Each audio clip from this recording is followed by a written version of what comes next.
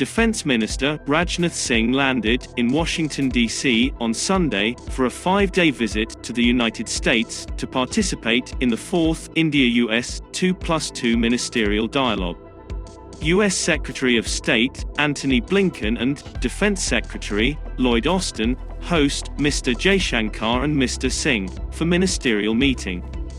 According to a press release issued by the Ministry of External Affairs on Thursday, the 2+2 dialogue will allow both sides to conduct a comprehensive review of cross-cutting issues in the India-US bilateral agenda related to foreign policy, defense and security, with the goal of providing strategic guidance and vision for further consolidating the relationship. Defense Minister Rajnath Singh also met with Boeing and Raytheon, the two major U.S. aerospace and defense companies, and urged them to take advantage of India's Make in India and Make for World policy initiatives. Focus on indigenousness. Meanwhile, as India and the U.S. are meeting in Washington to discuss defense cooperation, India is aiming to reduce the number of Predator drones it would buy from the U.S. The Sea Guardian or Sky Guardian variants of the MQ-9B are on India's drone purchasing list. Almost all of the defense purchases scheduled through the import route had been scrapped or placed on hold by the Defense Ministry in favor of indigenous weapon systems. And, after the government's instructions on import programs and, in line with the Prime Minister's directions, the Indian Navy is now developing an indigenous roadmap for all of its weapon systems and equipment requirements. And the government would soon decide on the project shortly. PM Modi has been giving a lot of stress on indigenization. Recently, he told armed forces and other stakeholders that only Made in India system can provide them with unique solutions. Biden and Modi are discussing India's stance on Russia-Ukraine.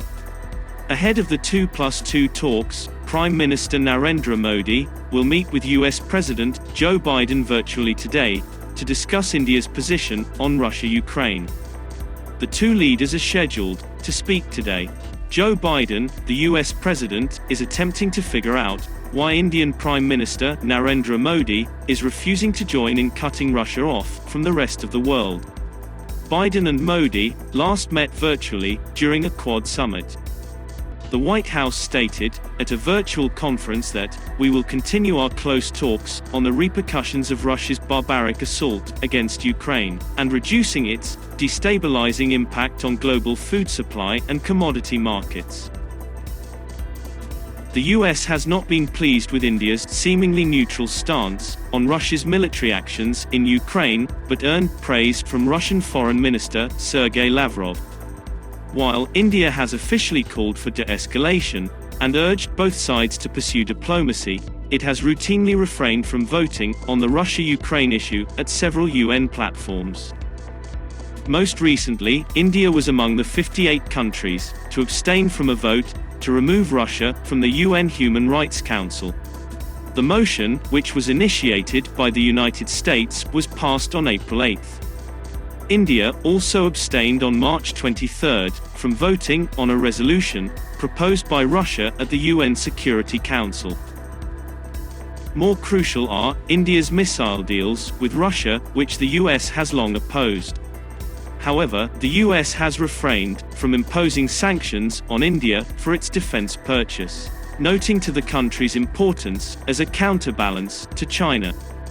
Apart from intangible UN decisions and votes, India has also continued to buy Russian oil, but only about 1% of its total imports and at discounted pricing.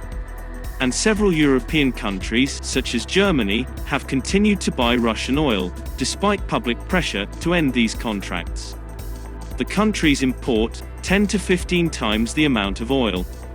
According to Indian media sources, Russia is offering a 20% discount on oil purchases compared to global benchmark pricing. With a 27% market share, Iraq is India's largest supplier. According to the Press Trust of India news agency, Saudi Arabia is in second place, with roughly 17%, followed by the United Arab Emirates, with 13%, and the United States, with 9%. India makes decisions solely for the benefit of its citizens. The country also stated that, if India has picked a side, it is the side of peace and an immediate end to violence. Will India maintain its neutral stance after this meeting?